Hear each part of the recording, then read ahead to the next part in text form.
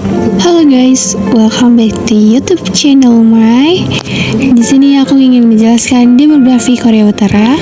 Demografi Korea Utara adalah topik yang kompleks karena negara ini sangat tertutup dan informasi resmi seringkali sulit diverifikasi. Meskipun demikian, data tertentu yang dapat diakses menawarkan gambaran umum yang luas tentang populasi dan komposisi demografi negara tersebut.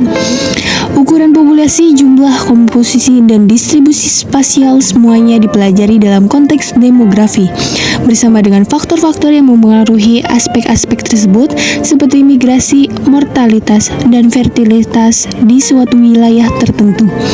Ada komponen demografi yang terkait dengan populasi yang bersifat statis dan dinamis. Susunan demografis misalnya menunjukkan elemen statis. Komposisi demografis memberikan gambaran tentang keadaan populasi pada saat tertentu, seperti selama survei atau sensus.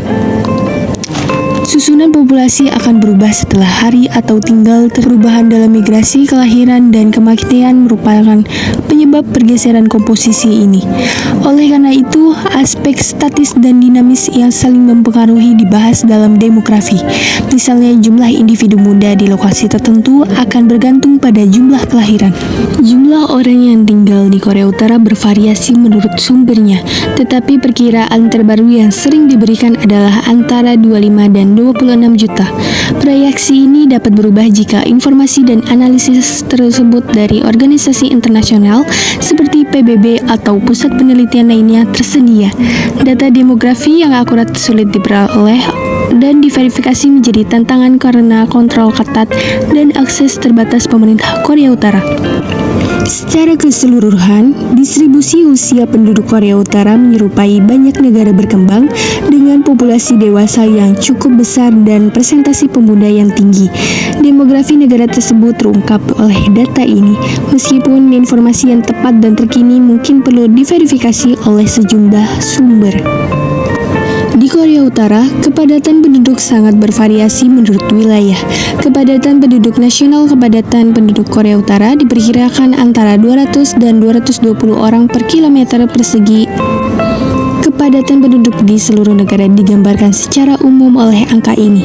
Ada lebih banyak orang yang tinggal di daerah perkotaan daripada di daerah pedesaan, khususnya di Pyongyang. Ibu kotanya, pusat politik, ekonomi, dan budaya Korea Utara adalah Pyongyang, yang juga merupakan rumah bagi populasi yang relatif padat. Pyongyang diperkirakan memiliki kepadatan penduduk yang sangat tinggi, dengan lebih dari 2 juta orang tinggal di tempat yang sangat kecil. Ini merupakan cerminan dari kepadatan penduduk yang tinggi di ibu kota negara tersebut.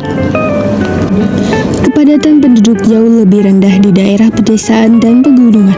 Kepadatan penduduk di tempat-tempat ini mungkin sangat rendah karena minimnya peluang ekonomi dan infrastruktur. Sangat sedikit orang yang tinggal di provinsi-provinsi timur dan utara Korea Utara yang bergunung-gunung dan kurang subur. Lokasi-lokasi ini sering terpencil dan tidak berpenghuni. Bahasa yang digunakan secara resmi seperti Korea Selatan, Korea Utara juga mengakui bahasa Korea sebagai bahasa resminya. Bahasa ini digunakan di media, pemerintahan, dan sistem pendidikan.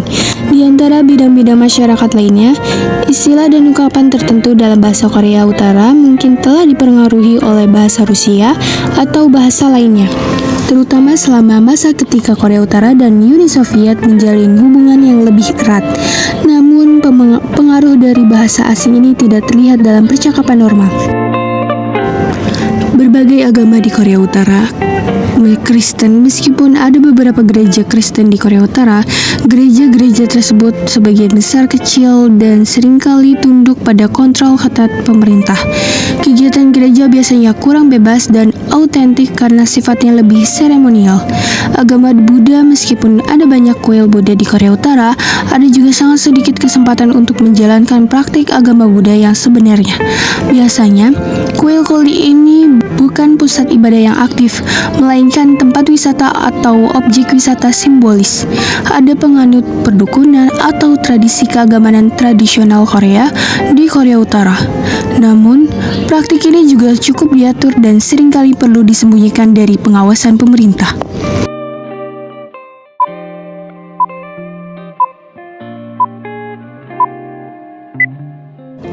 Mungkin cukup sekian penjelasan tentang demografi Korea Utara.